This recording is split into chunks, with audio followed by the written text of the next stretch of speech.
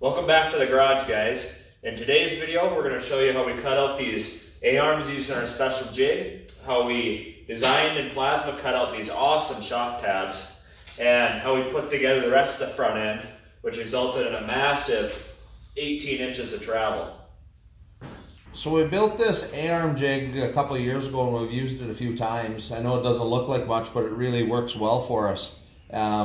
What we do is we put in the ball joint, and we already have the piece built for the ball joint, and we screw it in. We've got a little bit of an angle, and it allows us to set in a tube. So we take these tubes and we bend them all to the same degrees, and we set it in here, and then we'll cut it off. We've got some lines marked in there where to cut, and that sets. So this one needs to be a little bit shorter, so we'll cut it even here. We'll drop it back, we'll cut it here, and when that's done, we get a nice A-arm, a nice joint for that these will sit in. And then we can weld them up in a jig. We've used this before. These are going to have heim joints, so they'll get plugged and a heim joint will go in. But we've used it where we've clamped in bushings and notched for the bushings. We also use an angle finder, and we'll set the angle finder on here, zeroed out, and then to set our bottom kingpin angle, we want 11 degrees on that ball joint. So relative to these arms to there, we're going to get 11 degrees. We're going to run a beads in here, and we'll be set up. This is a bottom A-arm. Bottom A-arm is fairly narrow.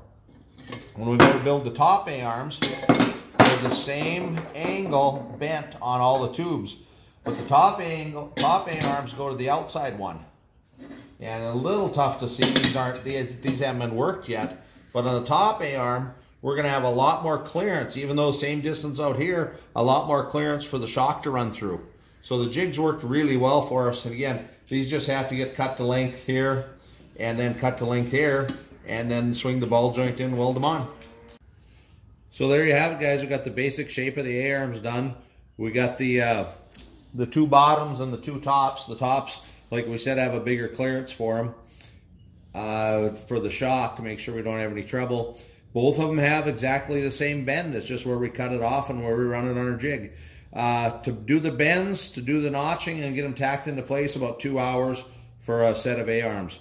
All we have left is a little bit of cross bracing, and then pop the bungs in for the heim joints. So it was real easy using that jig.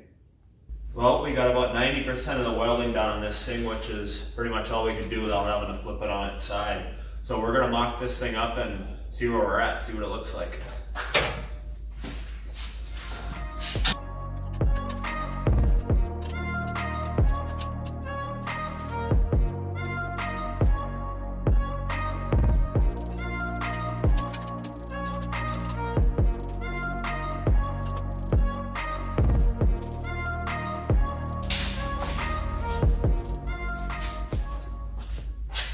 So we've got the new front end on, and just on the first lineup, we've got a little bit of camber out on this one.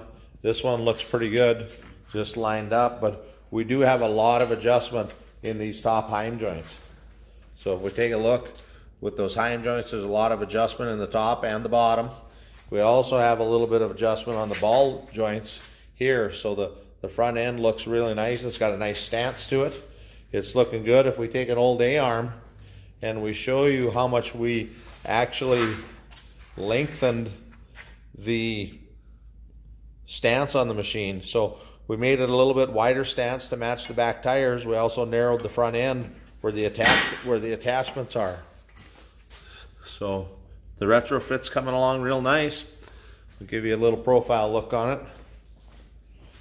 We're about at ride height, or very similar to where ride height's going to be.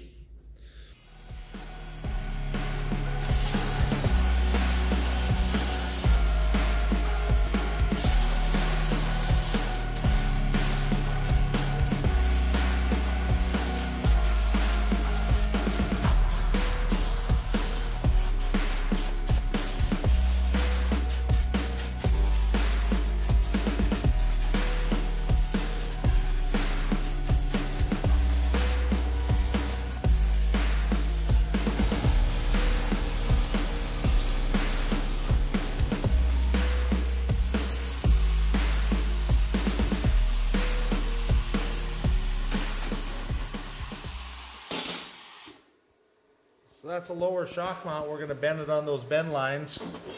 And there's an upper shock mount, and we'll bend it on the bend lines, and then that cutout, we'll show you how that's going to work, matching up on the frame. Parts came out, so we'll get those bent and we'll get back over to the cart. So you just saw these plates come off the plasma cutter, and what we did is we cut out lower shock tabs, and then we don't have a brake, so we cut in a bend line on it. Then we're able to just stick it over the end of the table or in a vise and bend it. And then we'll come back and we'll put a bead in here or in here, and then we have a nice lower shock mount.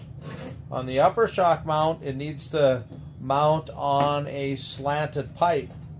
So we drew it, we have multiple spots, we have the bend lines, and we bent it up.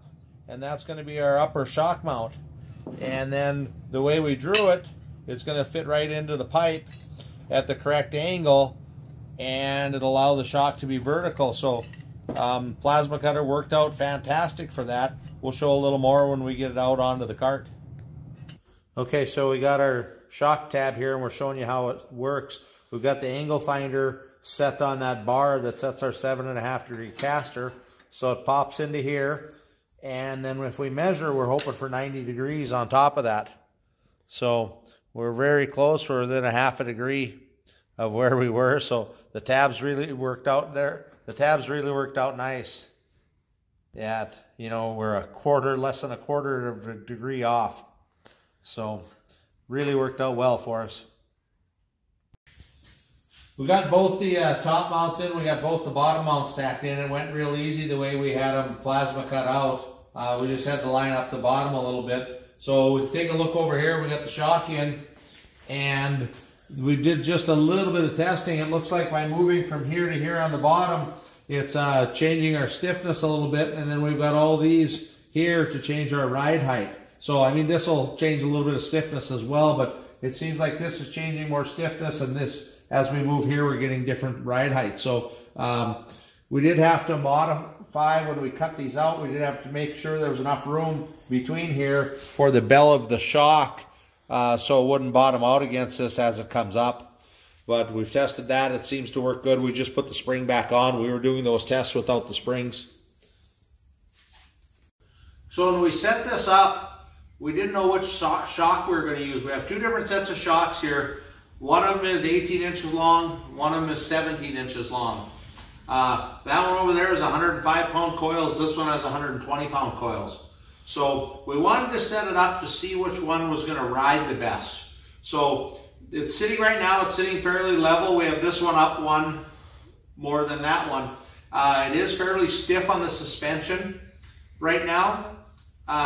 We think we're going to end up using both of the lighter weight shocks. Even though they're a little bit shorter, they have about similar travel. So if I get on the machine, it's got quite a bit of it's stiff, real stiff. So I think it's going to work out well. We don't have the tie rods in, but it's gonna handle it nice. So with that, guys, thanks for watching to the end. We appreciate a like and a subscribe. Thanks a lot.